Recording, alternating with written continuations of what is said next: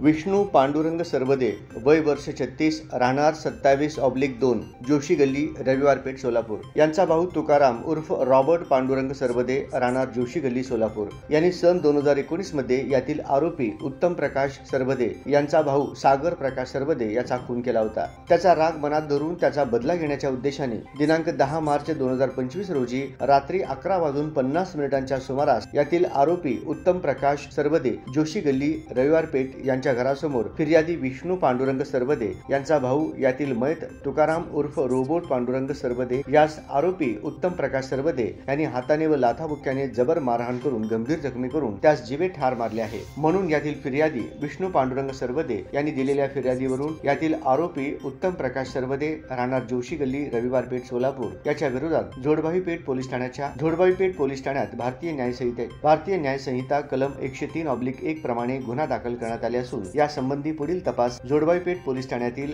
Police निरीक्षक शबनम शेख हे करत आहेत। एक मिनिट सांगा मावशी, तुमचं नाव? सरस्वती पांडुरंग सरवदे। काय झालं मावशी नेमकं? पोरापोराची भांडणं झाली होती। कधी? आता होऊन बी 2 वर्ष 3 वर्ष झालं। हा, आणि त्या लोकांनी आता राग काढला याच्यावर। त्याला विश्वासघाताने दारू पाजली खूप। साळ्याच्या बोळात जे जमादारचं बोळ नाही त्या बोळात नेऊन मारून तिथं टाकलं। कोण कोण होते मारणारे?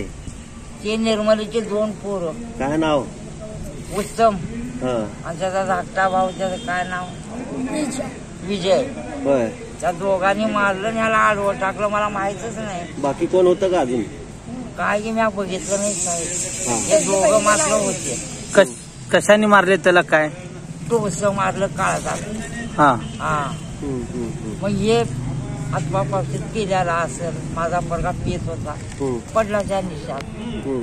मग त्याचं तोंड वाळून गेलं। मला कॉन्स्टेबल आले रात्री जीपकार घेऊन। मग मला बोलवलं घरात। मग मी जाऊन बघतो काय पोरगं पडलाय अजून। आता मी काय करू?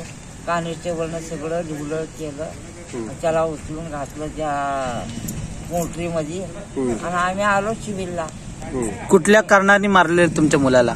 काय कारण होतं साहेब? कधी? या मुलाने आमच्या मुलासमोर भांडण केलं होतं 2 वर्षात 3 वर्षाखाली। हा, त्याने मारलं, ते डाव पोटात ठेवून। आता तुमची मागणी काय? माझी मागणी का नाही, माझ्या मुलाला का वर मारलं तुम्ही? तुम्ही दुश्मन होता का? तुम्ही माझच होता ना, का वर मारलं?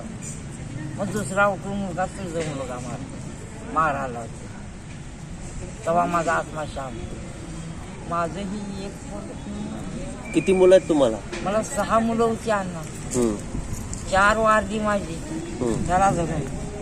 आता 2 मुलाचं, विष्णू एक आणि हे सतीश एक, 2 आहेत आता। तो मुलगा काय करत होता?